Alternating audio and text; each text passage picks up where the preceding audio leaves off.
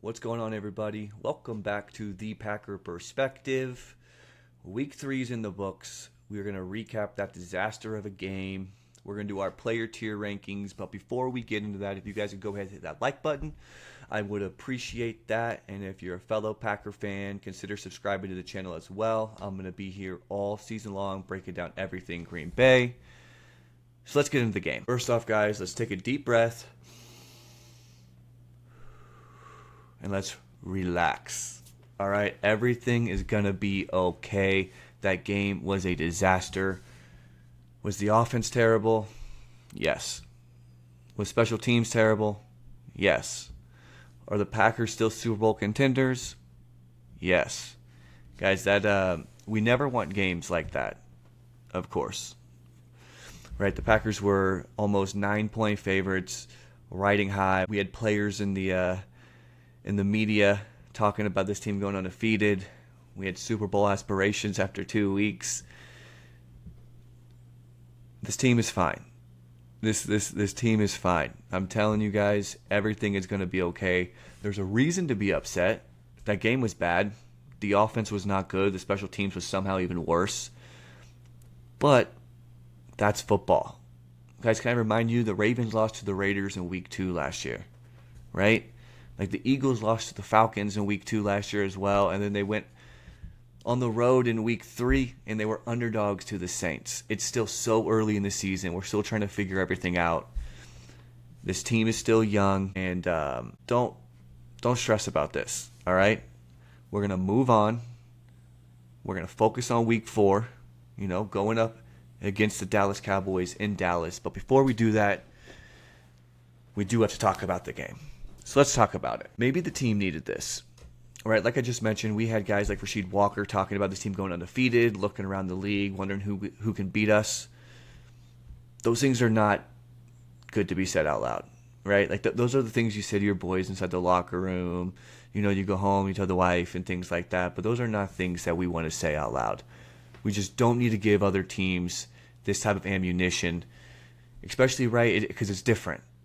The past few years, this team has kind of flew under the radar, right? They weren't supposed to be good. And so now all of a sudden, the media is talking about this team. The media is talking about this team being Super Bowl contenders, talking about Jordan Love being MVP. And we get ahead of ourselves a little bit. Like LaFleur says, guys, we got to take this one game at a time, and us as fans have to do the same thing and realize that this was a bad loss, but things can get better. But when we talk about this loss specifically, it is important to contextualize a little bit from some of the past years, the years with Aaron Rodgers, when games were really, really bad. Most of the time, this defense was giving up 35 points. And the reality is this defense gave up 3 points with 3 minutes remaining in the fourth quarter. Of course, they gave up that touchdown, but that touchdown was not on the defense. That's on Jordan. 3 points at the end of the game that they got from the field goal was on special teams. This defense is legit. And I really, truthfully believe that if we replayed this game 100 times and our defense plays the way they did, the Packers probably win 99 of them. And, of course, this was the time that they lost. Jordan Love can't make that throw. I thought Jordan Love overall played a decent game. I don't think he played his best game.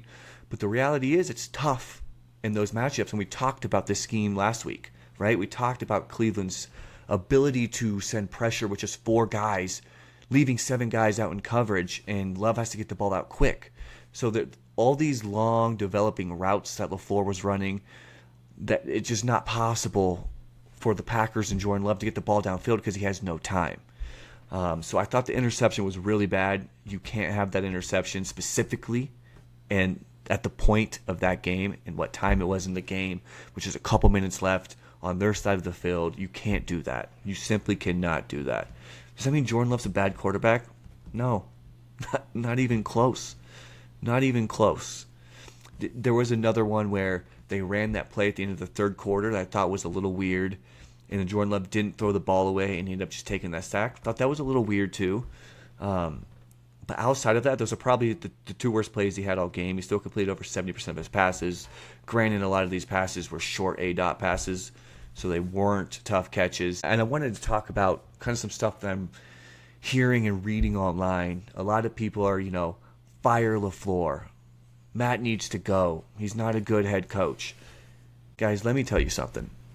If Matt LaFleur got fired in the offseason, he would be the number one option for every single team looking for a head coach. The number one option. There's not too many coaches in the NFL that are better than Matt LaFleur. So I think this overreaction of saying, Matt LaFleur needs to go, he needs to do this, he needs to do this, is just nonsense. Guys, we have a top 10 coach easily, and you could argue top 5. It doesn't get that much better than LaFleur. I promise you the grass is not greener on the other side. There's some really bad head coaches in the NFL, and Matt LaFleur has consistently won. Won with Aaron Rodgers. He's won with Jordan Love. This guy's a good coach. He's a good play caller. I know some people talk about the play calling. People feel like maybe he doesn't trust Jordan Love, which again is nonsense. People look so much at just the pass rate versus run rate and not look at what happens in neutral game scripts. So in weeks 1 and 2, the Packers were at the top of the league in neutral pass rate, right? So we're talking about when a game is in a one-score game, it's not the 2-minute offense. What is this team doing? And in the first half of these games, because the first 2 weeks, the Packers were leading by double digits in halftime and late in the fourth quarter, the Packers were passing the ball. That's just the way it is. This team was throwing the ball. And then, of course, guys, you have to contextualize things. When the Packers get ahead and they're up by 14 points, they're not going to pass the ball as much. That is just how games are played, right? And that's just very, very simple. Now, in week 3, this was a little bit different. And I do think a lot of this is game dependent. The Packers could not throw the ball down the field, so they were trying to run a little bit more than they probably were in the past because they weren't having success in the passing game, right? This is also a team that lost Jaden Reed. Tucker Kraft got hurt late in the week. He played a slightly less amount of snaps. Nothing crazy. Still ran around on about 70% of teams' dropbacks, which is less from the weeks 1 and week 2. But overall, guys, I promise you Matt LaFleur trusts Jordan Love just fine. I promise you we're going to go into week 4 in Dallas. In the beginning of this game, we're going to see Jordan Love in this offense throw the ball a lot and probably have a lot of success because Dallas is a completely different matchup than what we saw in Cleveland.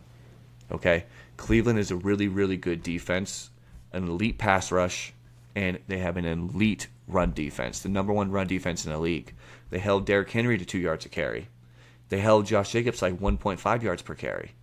Right? It's tough to move the football on this team, but nonetheless, it doesn't matter. The Packers should have won that game. They came up short. Now, we're talking about special teams. To me, that is an issue, right? Rich Bisaccia is the highest paid special teams coordinator in the NFL, and this special teams has struggled year after year in constantly leading the league in penalties. That is just not okay. The Browns didn't do anything special on that block kick. They just didn't. Right? They overpowered. They got in. They blocked the kick. The game was over. That just can't happen. That is downright bad. So if there's any place to worry, maybe it is about the special teams. I do think the second place to worry would be the offensive line. We're going to touch on that in a bit when we give our grades, but that was downright pathetic. Right? Jordan Morgan with an absolute disaster of the game. Rasheed Walker wasn't much better. Unfortunately, we forced Zach Tom in there when he probably wasn't ready to go. He gets hurt after the first play. The offensive line, to me, is a concern, and that's something that this team's going to need to address going forward. Some of these guys are going to simply need to play better. Maybe we shouldn't be moving Jordan Morgan around to so many positions and let him get comfortable in one. But this was something last year towards the end of the year, specifically in that wild card match against the Eagles. The depth of this offensive line was an issue, and I'm starting to see this be an issue again. But overall, I'm not worried about this offense. This offense is going to be just fine, I promise you. The defense, not even close to a worry. This defense is going to keep us in so many games that all the offense is going to need is score 17 points. Unfortunately, they weren't able to this week, but it's week 3. This is a long, long season. So again, guys, I get it. I get the stress. I was upset right when this game ended as well. It was an embarrassing loss. It was a bad loss. It's an inexcusable loss, and there's no other way for me to put it, right? It's a long season. There's going to be good moments. There's going to be bad moments. I'm confident there's going to be way more good moments than there are bad moments. And let's just let this thing play out, all right? We're going to be fine. This team is still a Super Bowl contender. And let's bounce back this Sunday against Dallas. All right, guys, let's get into it. Because I don't want this video to go too long, I'm going to rapid fire on a few. Unfortunately, this is not going to be like the first 2 weeks. We're going to be living in these S, A, and B tiers, guys. We're going to probably be seeing a lot of C and a lot of D, and it's probably going to be a lot of offense coming in that range. So let's just get this started right away. Let's go. Where's he at? Jordan Morgan, D. To be honest with you, D feels even too good for Jordan Morgan's game. Right? I'm not ready to write this guy off, but D is just no good. He was an F. You're right. Let's be honest. He was an absolute F. All right, let's go next. Aaron Banks, D. This entire offensive line guy was a D to an F. Elton Jenkins, D. Played terrible. Where's Rasheed Walker? D. Bad. These guys were downright bad, right? I just don't have much I could say about these guys. They were just downright terrible. All right, so let's see here. We got, Anthony Belton was terrible as well. He just kept getting beat. This guy struggled all season, to be honest with you. Don't like that. Zach Tom, obviously not going to play. He played one snap. And let's see, Sean Ryan. I'm going to put him as a D as well. The whole offensive line's getting a D. It's just that simple. If there was one offensive lineman that could potentially go up to the C, it would be Sean Ryan. But as a whole, this unit is a D. This was terrible. We talked about this ad nauseum here. Josh Jacobs, so far this year, 92% of his yards have come after contact, which is the third worst in the NFL. Right? So there's a reason why Josh Jacobs has not been very good this year. And I promise you it's not because Josh Jacobs all of a sudden got bad. It's because there's no holes and these offensive linemen are consistently getting beat. And yesterday they got absolutely torched by pass rushers as well. All right, so let's go. Jordan Love. Jordan Love's a C. Like I said, overall I didn't think he was too bad. To be honest, he probably would have been a B without that interception. The interception was just a really bad interception, especially when we contextualize it with the timing of it. Inexcusable. Can't have that.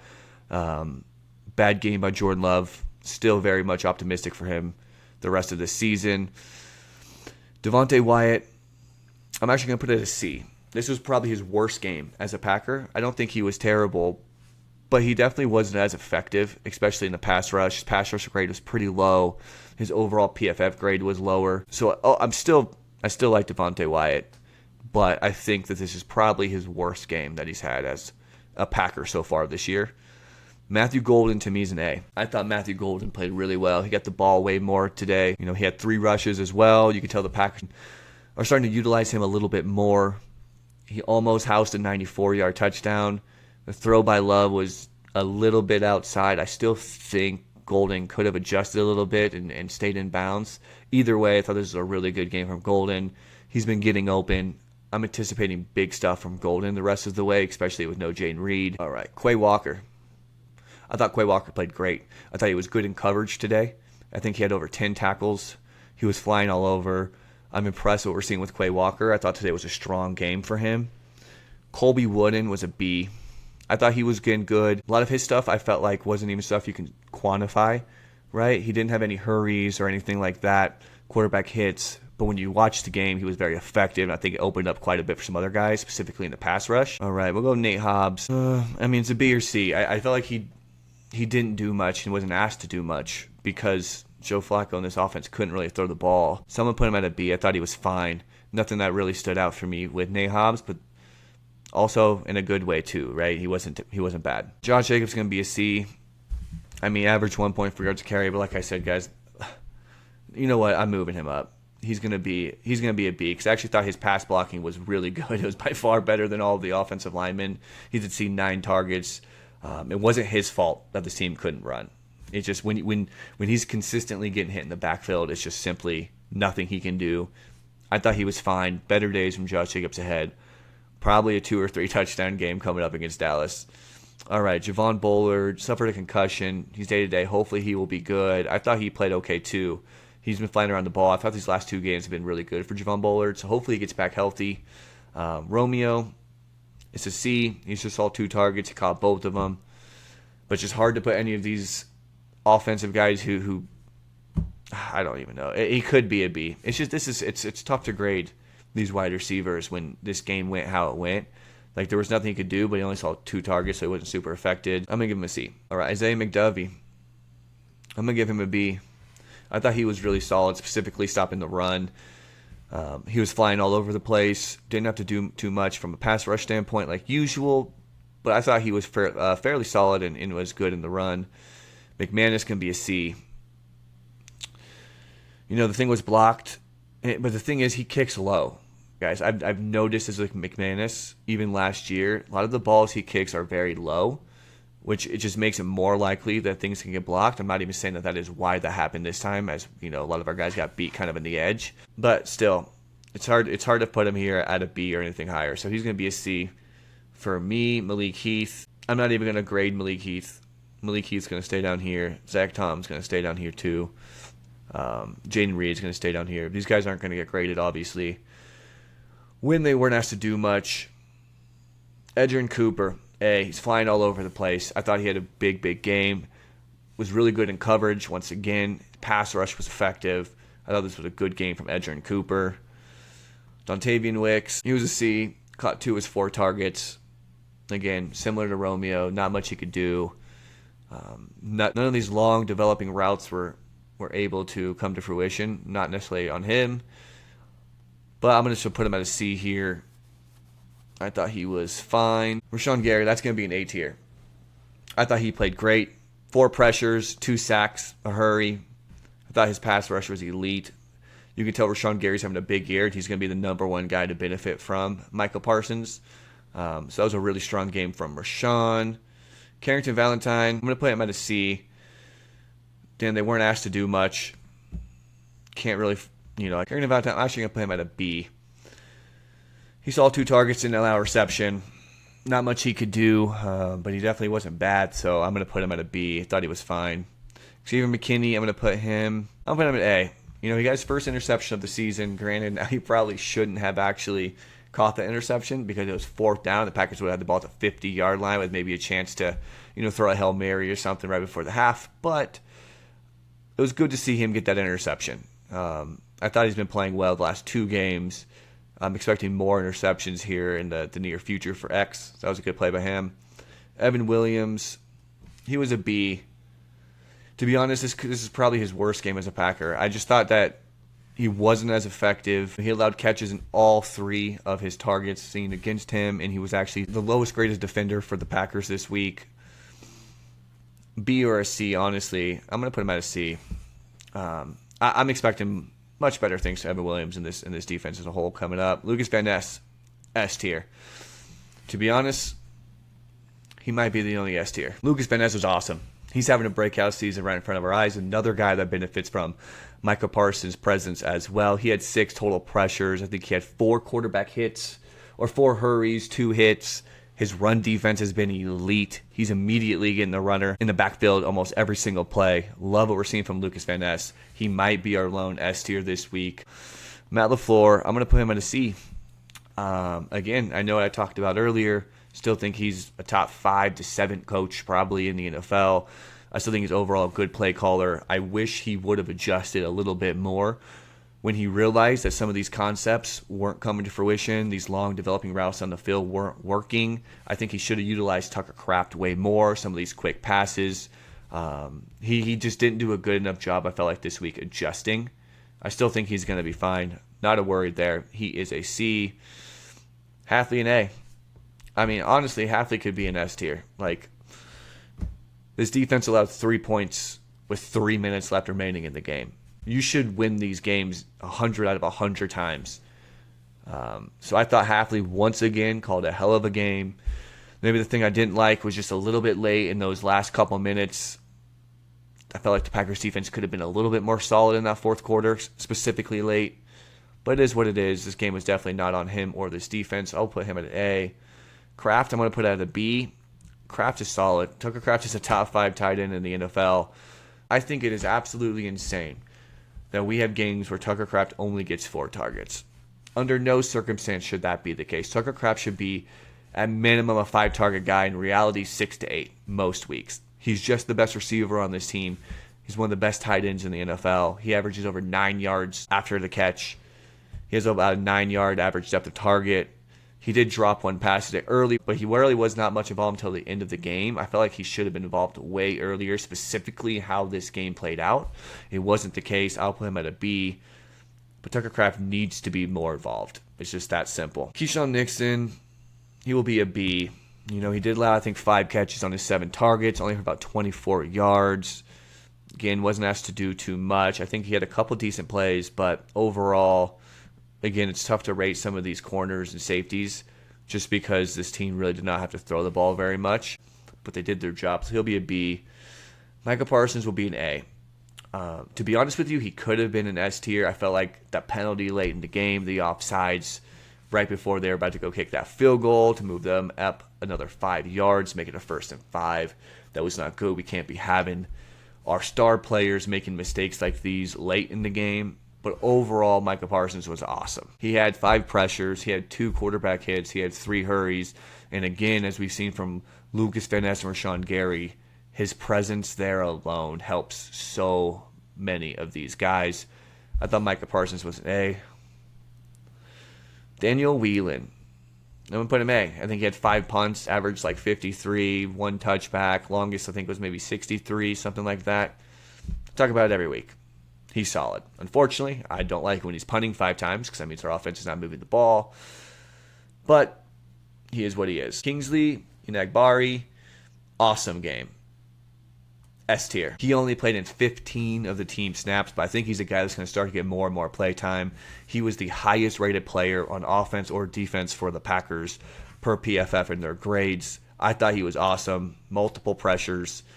He's flying all over the field in his limited opportunity. He's a guy I think should get more and more opportunity going forward, but he's an S tier guy with Lucas Van Ness. I was debating on if we would have anybody. Got to. All right, guys. Rich Pistachio is a D. This has been a disaster. He's the highest paid special teams coordinator in the league. He simply has to be better. The special teams cannot continue to get penalties. They cannot give up these blocked kicks. They just continuously struggle, kick returns, punt returns. It's like something has to change here. It starts with him. He's got to be better. So, guys, that's it. Those are our player tiers. Let me know if there's anything you guys would change. Do you think I was maybe too generous? There was definitely a lot more players in this C and D tier than I would have liked. Definitely a lot more than week 1 and week 2. As you can see just by looking at this S and A tiers, we pretty much have all defensive players here outside of a punter and Matthew Golden. The C and D tiers just littered with offensive players. I'm optimistic next week against these Dallas Cowboys that we are going to be seeing Jordan Love in this offense and hopefully this offensive line back into this S and A tier. But let me know if there's anything you guys would change. And like I said, guys, please hit that like button. Go ahead and subscribe to the channel. I'm going to be having our breakdown coming out here in a few days as well for that Sunday night football game. So that's going to do it, guys. Until the next time, go Pack Go.